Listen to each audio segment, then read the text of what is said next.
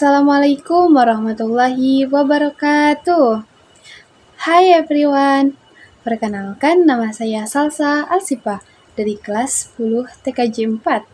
Pada kali ini saya akan membahas materi mengenai printer SP Desktop 1515. Baik, yang akan saya bahas pertama adalah mengenai komponen utama. Dalam komponen utama terdiri dari cartridge tinta, yaitu wadah tempat tinta berada yang digunakan untuk mencetak. Lalu yang kedua ada print head, bagian yang menyemprotkan tinta ke kertas saat mencetak. Lalu yang ketiga itu ada baki kertas, tempat menaruh tumpakan kertas yang akan dicetak ataupun dipindai. Lalu yang keempat itu ada roda penggulung yang berfungsi menarik kertas dari baki dan mengeluarkannya setelah dicetak. Lalu yang kelima ada mainboard ataupun papan utama, papan sirkuit utama yang mengontrol seluruh fungsi printer. Lalu yang keenam itu ada power supply unit, yaitu unit yang menyediakan daya listrik untuk printer.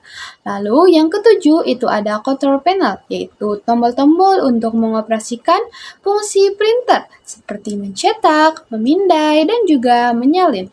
Lalu yang kedelapan itu ada interface port, yaitu port untuk menghubungkan printer ke komputer, biasanya melalui kabel USB. Nah, di dalam poin yang kedua itu ada kegunaan. Nah, contoh dari kegunaannya adalah satu, kebutuhan rumah tangga seperti mencetak tugas sekolah anak, surat, atau dokumen lainnya. Lalu, yang kedua itu ada kebutuhan kantor kecil seperti mencetak laporan proposal, kontrak, dan dokumen kerja lainnya.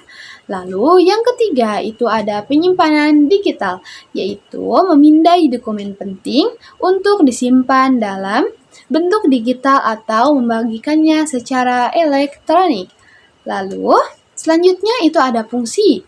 Fungsinya itu ada mencetak dokumen atau gambar dari komputer ke media kertas. Lalu yang kedua ada pindai ataupun scan, yaitu mengubah dokumen fisik atau foto menjadi file digital yang tersimpan di dalam komputer. Lalu poin yang keempat itu ada solusi umum berdasarkan masalahnya. Contohnya, printer tidak menyala ataupun error berulang. Yang dapat dilakukan adalah setel ulang printer, cabut kabel dari printer dan stop kontak di dinding. Tunggu setidaknya 60 detik atau sambungkan kembali dan nyalakan. Contoh yang kedua adalah masalah koneksi ataupun driver. Hal yang dapat dilakukan adalah unduh dan install ulang driver. Seperti jalankan alat diagnostik. Yang ketiga itu ada masalah seperti kertas macet ataupun tidak tertarik. Hal yang dapat dilakukan adalah periksa kertas, lalu bersihkan roll penarik kertas. Lalu ada juga kualitas cetak buruk. Lalu hal yang bisa dapat dilakukan ada periksa dan ganti cartridge, bersihkan kepala cetak. Thank you for watching. Bye.